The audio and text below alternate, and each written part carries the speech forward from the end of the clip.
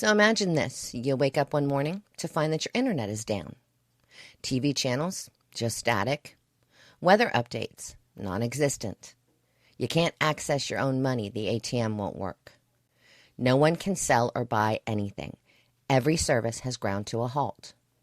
Sirens are everywhere because emergency services is struggling to continue working without GPS to find addresses. Hospitals begin to fall into panic as their cloud-based electronic health records for their patients are no longer accessible. Air traffic controllers have had to ground flights. Ships are lost at sea, and military operations are now blind. Welcome to the nightmare scenario of the Kessler syndrome. So what is the Kessler syndrome? The Kessler syndrome is like the worst rush hour traffic jam imaginable, but in space. Think about it. Over the past 60 years, we've launched thousands of rockets, satellites, and even space stations. Some of these are still operational, but many have broken down, collided, or they've been abandoned.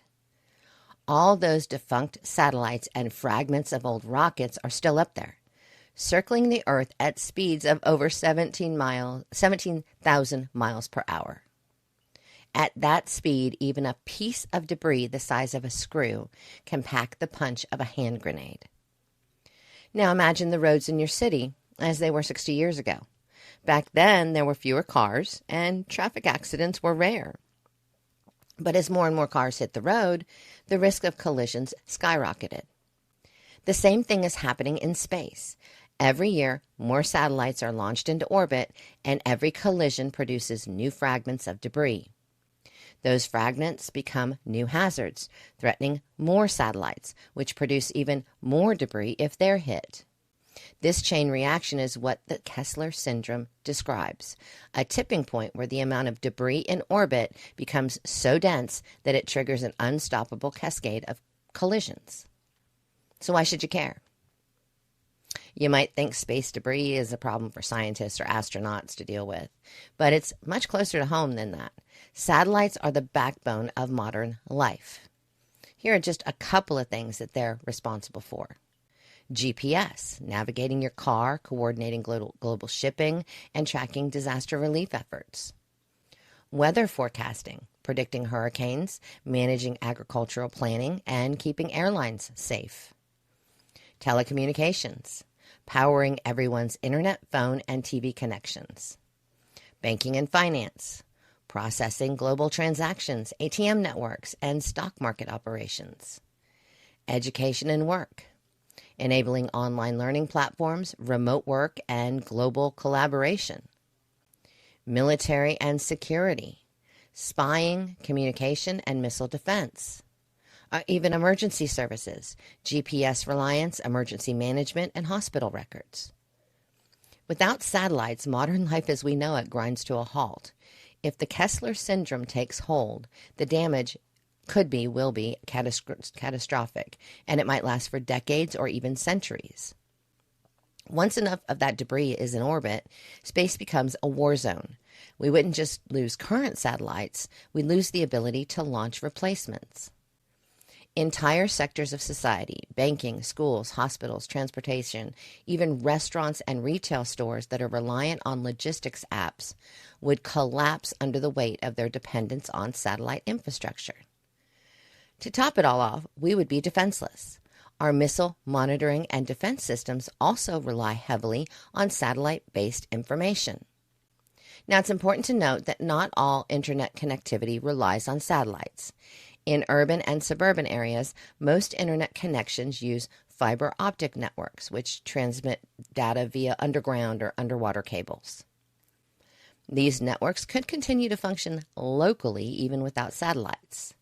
There would be pockets of local information you could retrieve, but every major corporation in every aspect of modern life uses satellite systems in some way, and that would be gone. Global coordination, like connecting data centers across continents or supporting cloud services, relies on satellites. From watching a YouTube video, ordering from Amazon, or wanting to withdraw money from your online bank, all of this, and of course much more, would be impossible. And rural areas that depend heavily on satellite internet would be entirely disconnected. So how close are we?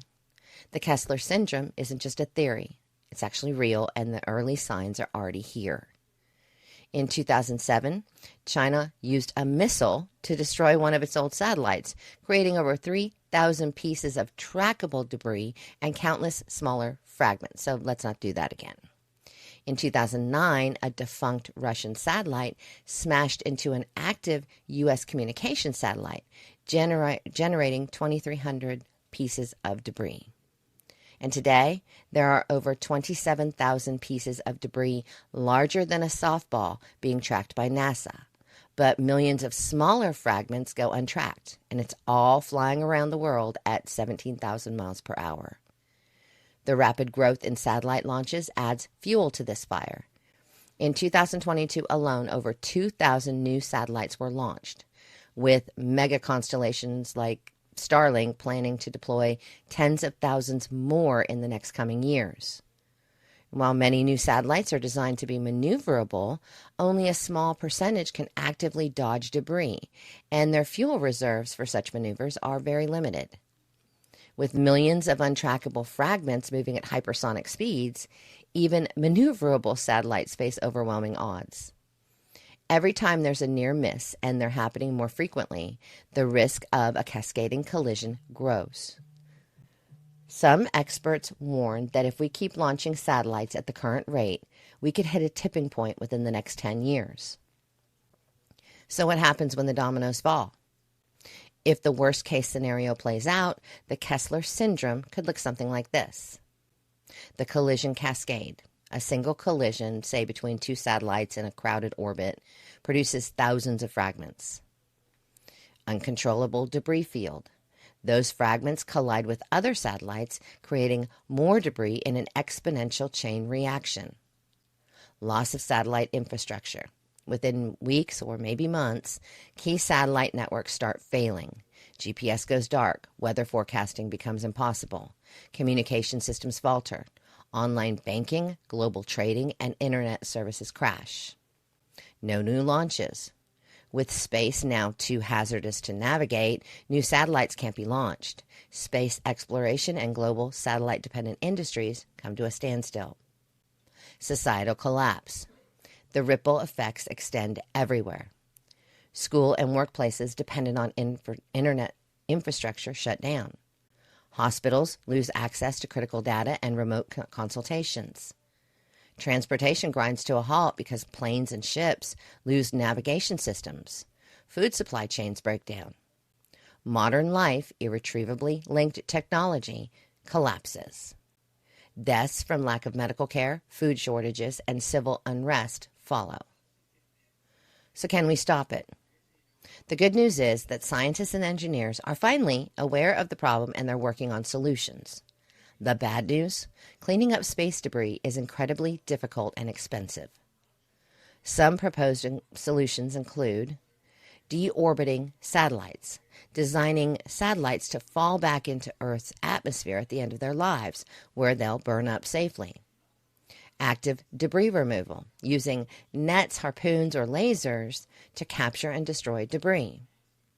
International guidelines, encouraging all countries to follow strict rules about minimizing debris, but we know how that works out. But these solutions are still being developed, and they're racing against the clock as more satellites are launched every year. So what can you do to prepare? Well, as a prepper, the Kessler syndrome is a perfect example of why we need to think beyond conventional disaster scenarios. Here are some steps you are already probably taking. Learn to navigate without GPS. Invest in maps, compasses, and training on traditional navigation methods. Diversify your communication methods. Have backup communication options like ham radios or shortwave radios that don't rely on satellites. Of course, stock up on essentials. Disruptions to supply chains could lead to shortages.